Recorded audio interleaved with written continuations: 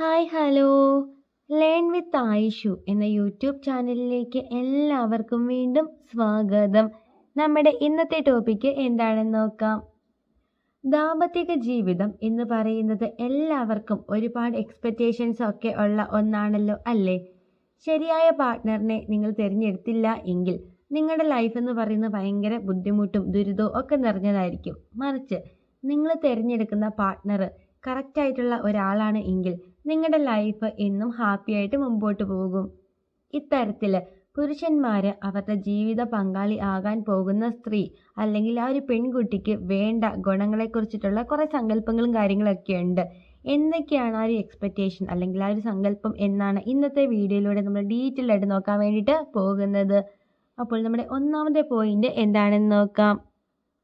ഒന്നാമതായിട്ട് എല്ലാ പുരുഷന്മാരും ആഗ്രഹിക്കുന്നത് അവരുടെ കഷ്ടപ്പാടിലും കൂടെ ഉണ്ടാവണ ഒരു പെൺകുട്ടിയാവണം നിങ്ങൾ എന്നാണ്. അതായത് നിങ്ങളുടെ പുരുഷന് അല്ലെങ്കിൽ നിങ്ങളുടെ ഹസ്ബൻഡിന് എന്ത് കഷ്ടപ്പാടും ദുരിതവും എന്തൊക്കെ വന്നിട്ടുണ്ടെങ്കിലും ആ ഒപ്പം കട്ട സപ്പോർട്ടായിട്ട് നിങ്ങളും നിൽക്കണം എന്നാണ് എല്ലാ പുരുഷന്മാരും ആഗ്രഹിക്കുന്നത്.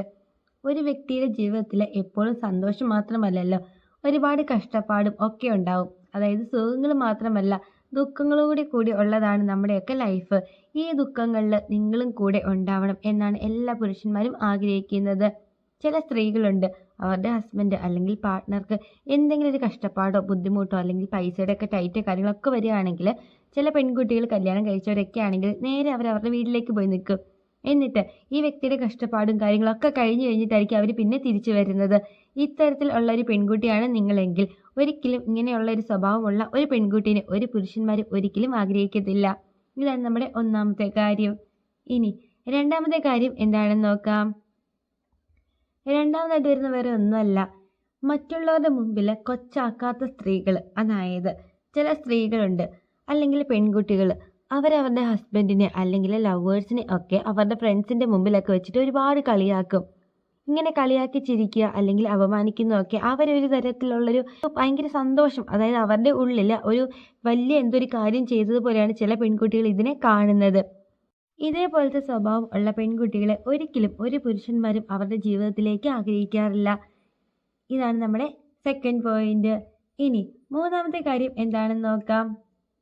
മൂന്നാമതായിട്ട് വരുന്ന വേറെ ഒന്നുമല്ല, തൻ്റെ പാർട്ട്ണറിനെ സ്നേഹിക്കുന്ന ഒരു പെൺകുട്ടിയായിരിക്കണം. അതായത് ചില പെൺകുട്ടികളുണ്ട് കല്യാണമൊക്കെ കഴിഞ്ഞിട്ട് അവരുടെ ലൈഫ് അത്രയ്ക്ക് പോരാ എന്നുള്ളൊരു തോന്നലുണ്ടാവും.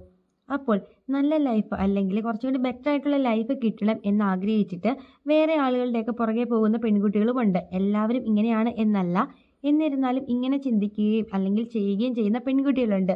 അങ്ങനെ ഉള്ള ഒരാളാണ് നിങ്ങളുടെ ലൈഫിലേക്ക് വരുന്നതെങ്കിൽ തീർച്ചയായിട്ടും നിങ്ങളുടെ ലൈഫ് എന്ന് പറയുന്നത് എന്നും കഷ്ടപ്പാടിൻ്റെയും ബുദ്ധിമുട്ടിൻ്റെയും ഒക്കെ ആയിരിക്കും. കാരണം അവർക്ക് എത്ര കിട്ടിയാലും മതിയാവില്ല. അവരുടെ എക്സ്പെക്റ്റേഷൻ എന്ന് പറയുന്നത് ഒരുപാട് ഹൈ ആണ്. നിങ്ങൾ ചിന്തിക്കുന്നതിലും കൂടുതലായിരിക്കും ഈ തരത്തിലുള്ള പെൺകുട്ടികൾ ചിന്തിക്കുന്നത്. വളരെ റെയർ ആയിട്ടുള്ള റിലേഷൻഷിപ്പുകളിൽ ഇത് കാണാൻ വേണ്ടിയിട്ട് സാധിക്കുന്നതാണ്. അതായത് അവർ ഓൾറെഡി റിലേഷൻഷിപ്പിൽ നിൽക്കുകയായിരിക്കും പെൺകുട്ടികൾ. ആ ഒരു ടൈമിലായിരിക്കും കുറച്ചും കൂടി റിച്ച് ആയിട്ടുള്ള ഒരു പേഴ്സണെ കാണുന്നത്. വേഗം ഇത് വേണ്ട എന്ന് വെച്ചിട്ട്, അതായത് വെറുതെ ഒരു കാര്യമില്ലാതെ ഈ ഒരു വ്യക്തിയോട് വഴക്കുണ്ടാക്കി പിരിച്ചിട്ട് വേഗം അങ്ങോട്ട് പോകുന്ന ആളുകളും ഉണ്ട്. എല്ലാവരും ഇങ്ങനെയാണെന്ന് ഞാൻ ഒരിക്കലും പറഞ്ഞിട്ടില്ല. അതുകൊണ്ടാണ് വീണ്ടും വീണ്ടും എടുത്ത് പറയുന്നത്, ചില പെൺകുട്ടികൾ മാത്രമാണ് ഇങ്ങനെ ചെയ്യുന്നത്. അതുകൊണ്ട് ഇത്തരത്തിൽ സ്വഭാവമുള്ള ഒരു പെൺകുട്ടീനെ ഒരിക്കലും ഒരു പുരുഷന്മാരും ആഗ്രഹിക്കത്തില്ല. ഇതാണ് നമ്മുടെ മൂന്നാമത്തെ കാര്യം. ഇനി നാലാമത്തെ കാര്യം എന്താണെന്ന് നോക്കാം.